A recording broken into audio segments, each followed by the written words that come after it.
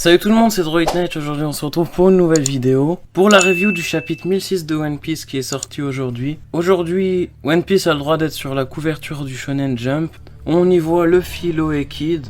Je pense qu'ils ont été là sur la couverture pour pas grand chose et qu'il n'y a pas une raison. Après on a le droit à une page couleur avec tous les personnages les plus puissants de l'équipage de Kaido et leur colorisation, comme par exemple Uzuhu, on peut découvrir que ses cheveux étaient roses. Puis après le chapitre commence avec Yamato et Momo et Shinobu qui s'enfuient, sauf qu'elle a été détectée avec Momo, et aussi il le nomme général, ce qui lui donne une grande importance par rapport à d'habitude, et ils font un message pour dire qu'il faut la battre. Mais Sanji entend la voix et sur un dilemme, soit il coupe les communications, ou soit il sauve Momonosuke et Shinobu et Yamato. Moi je pense, vu le stratège qu'il est, il va plutôt aller couper les communications. Enfin, même si c'est pas la même chose, comment peut Agnès Lobby quand il avait ouvert les portes? Après, on peut voir Perespero qui a défoncé Carotte et sa pote, mais ils ont perdu tout simplement parce que on voit pas totalement la pleine lune, donc ils n'ont pas pu être en Sulong. Ce qui prouve aussi que Carotte ne va pas être forcément dans les Mugiwara parce que tout simplement elle n'est pas assez puissante, parce que la pleine lune c'est pas tout le temps, et que sans la pleine lune elle sait presque rien faire. Et que là maintenant Luffy il a plus besoin de personnages dans son équipage qui ne sont pas puissants parce qu'il combat des empereurs tout simplement et que ça va juste le gêner. Et après Oda nous montre un message à travers Carotte et Perespero, c'est qu'en fait elle a pas à se venger parce que c'était elle l'attaquante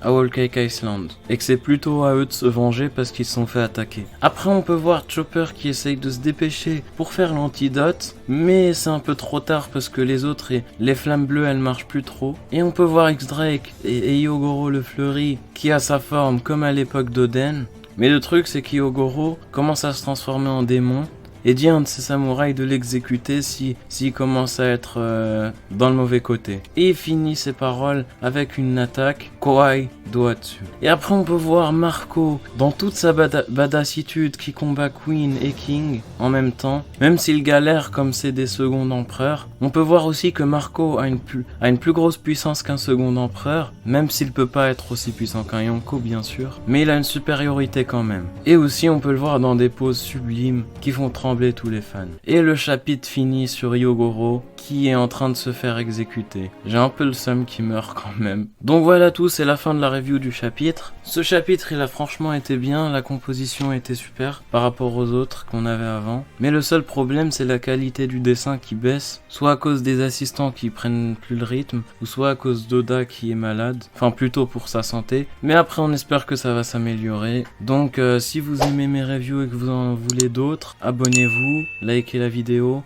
Venez sur mon Discord. Allez, c'était Droid Knight. Bye.